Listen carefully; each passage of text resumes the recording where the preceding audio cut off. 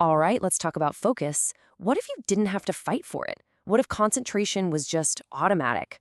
Today, we're going to break down how you can actually engineer your environment so that deep, productive work isn't a struggle, it's just what happens by default. So, let's just start with a hard truth, shall we? Most of us are trying to get serious work done in rooms that are basically distraction machines. We're fighting an uphill battle before we even start. And this really gets to the heart of the problem. We think focus is all about willpower. But here's the thing. Your willpower is like a phone battery. It drains with every little decision you make. Your environment, though, that's a constant, steady force. So every time you have to resist glancing at your phone, you're just draining that battery, wasting precious mental energy that should be going into your work. Which brings us to our first big idea, what I like to call the willpower lie. It's time we all stopped believing that being focused is just about having more discipline than the next person. I mean, this chart says it all, right? Trying to rely on willpower is exhausting. It's this unreliable thing that you constantly have to work at. But designing your environment, that's a one-time setup that then works for you, automatically. The whole goal is to stop fighting your surroundings and let them do the heavy lifting.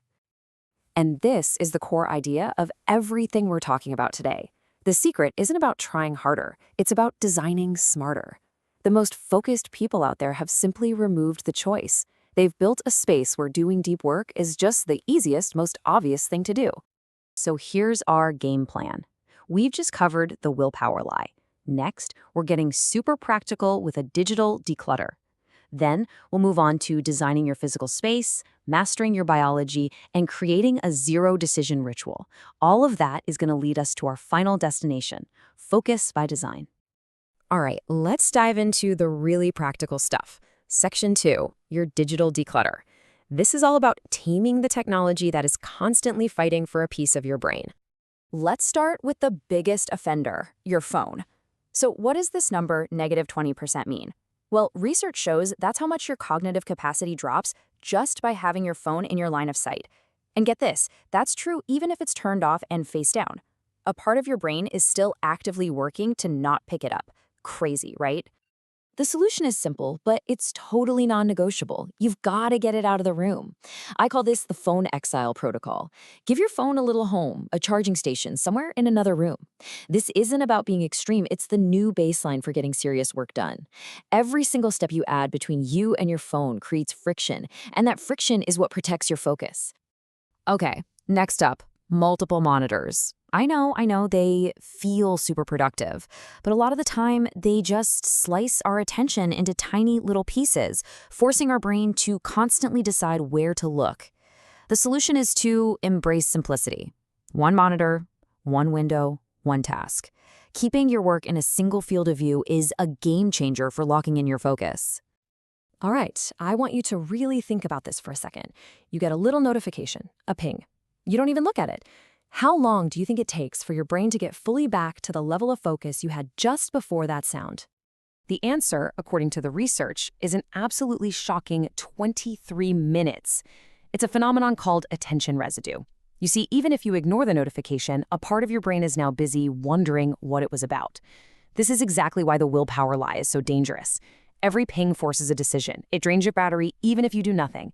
If you get just a few of those an hour, you could go a whole day without ever hitting a real state of deep work. So what do we do about it?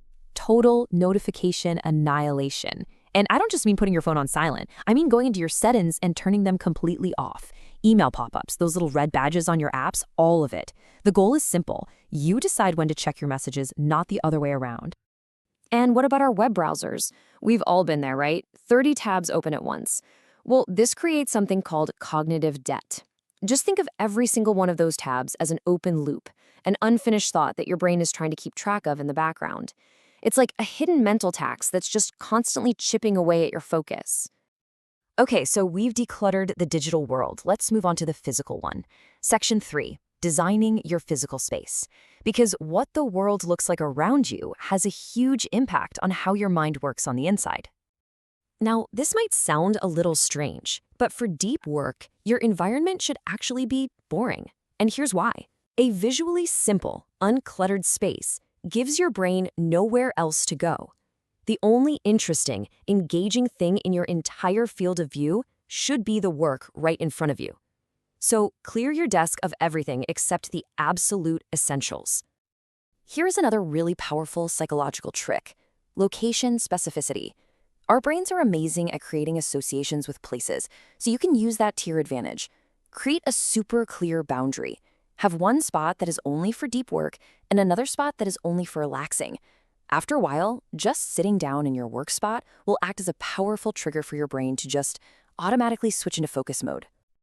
Okay, let's go another layer deeper with section 4, mastering your biology. This is all about shaping your environment so it works with your body's natural responses, turning your physical state into a major asset for concentration. Sound is absolutely crucial. And the goal isn't always total silence. It's more about having a predictable, consistent sound that can cover up distracting noises. Things like white noise or instrumental music are perfect for this. The one thing you have to avoid is music with lyrics, because your brain can't help but try to process the words, and that competes for the exact same mental resources you need for your work. We also cannot ignore temperature and light.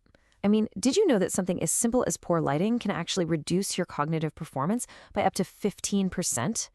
The ideal setup is a room that's slightly cool, which helps you stay alert, and bright, natural light that stops you from feeling drowsy. Getting this stuff right isn't a luxury. It's essential if you want to perform at your peak. This brings us to our final set of strategies, the zero decision ritual. The whole point here is to get rid of any friction or any little excuse that could possibly pull you out of a focus session once you've started. Just think about it. The second you have to stand up to get a glass of water or find a pen, your flow state is shattered. This pre-focus checklist is your defense against that.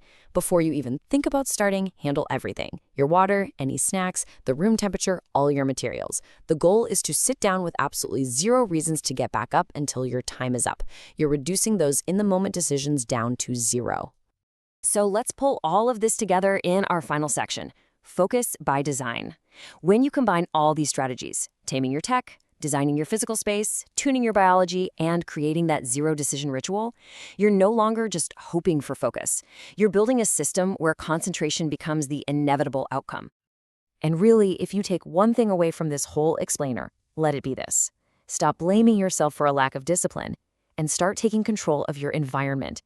Build the right room and the focus will follow. Because at the end of the day, focus isn't about discipline at all. It's about design.